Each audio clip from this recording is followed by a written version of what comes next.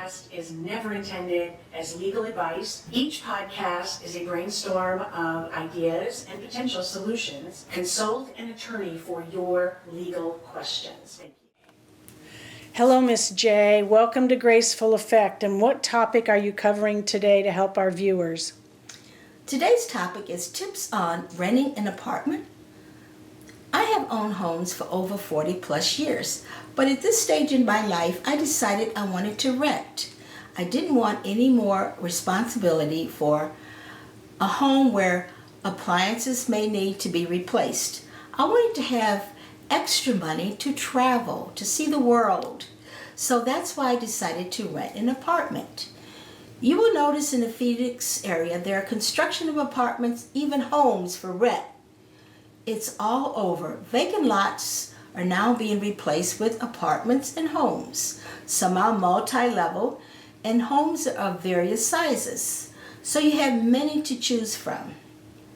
So if you're in the market to rent an apartment or home, here are some hopefully helpful tips for you.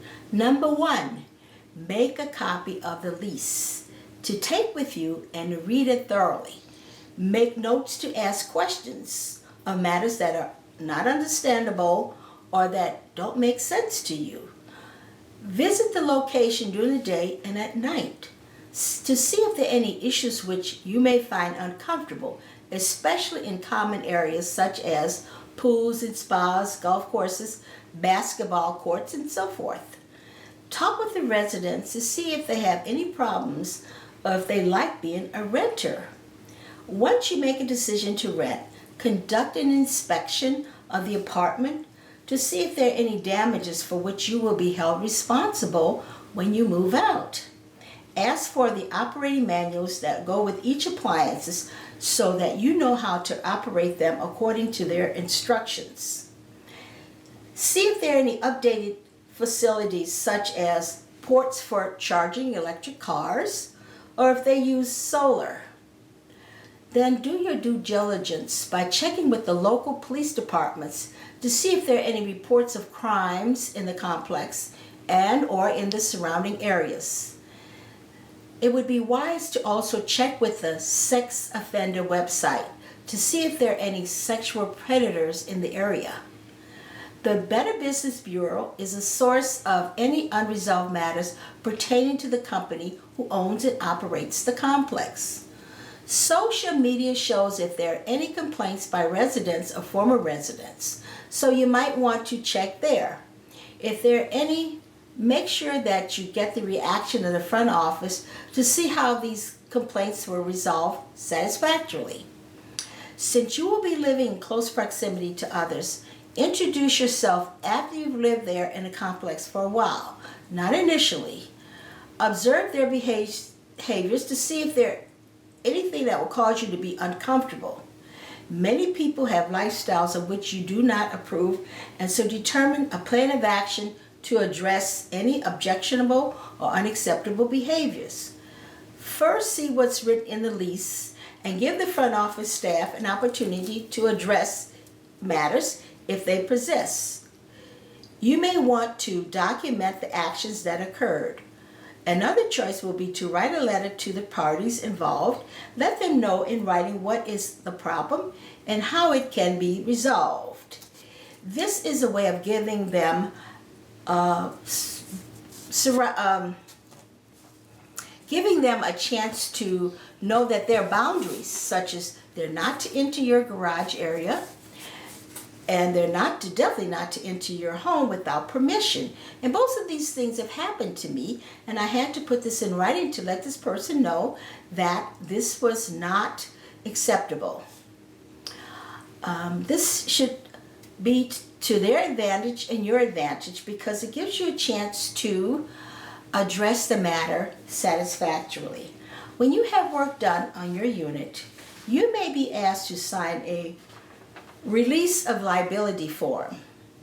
The office acted as if I didn't sign this, they could not schedule the work to be done, but that is not the case.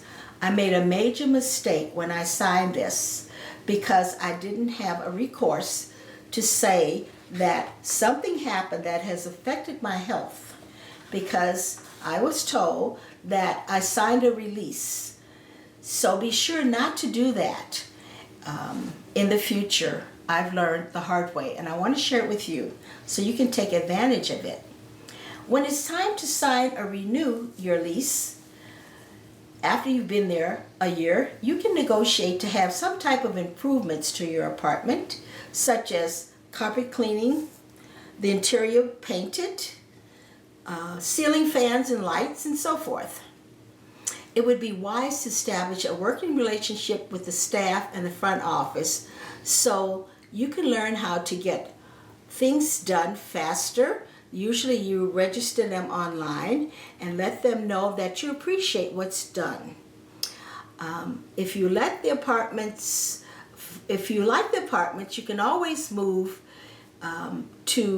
if you do not like the apartment, you can always move once your lease expires.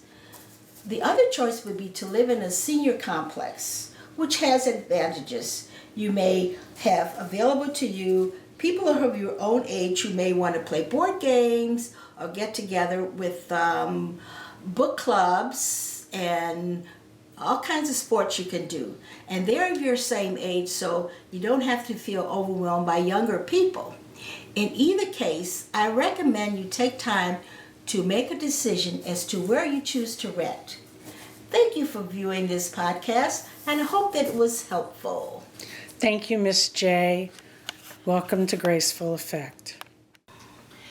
Miss J, if somebody has any questions or wants a consult, can they request that through the Graceful Effect website? Indeed they can, and I wish you would. If you have any questions that you'd like to ask me, or if you want further details, feel free to give me that information. Thank you, Miss J. That way, the audience has a way to tailor what you've taught them to their specific needs. Thank you, Miss J.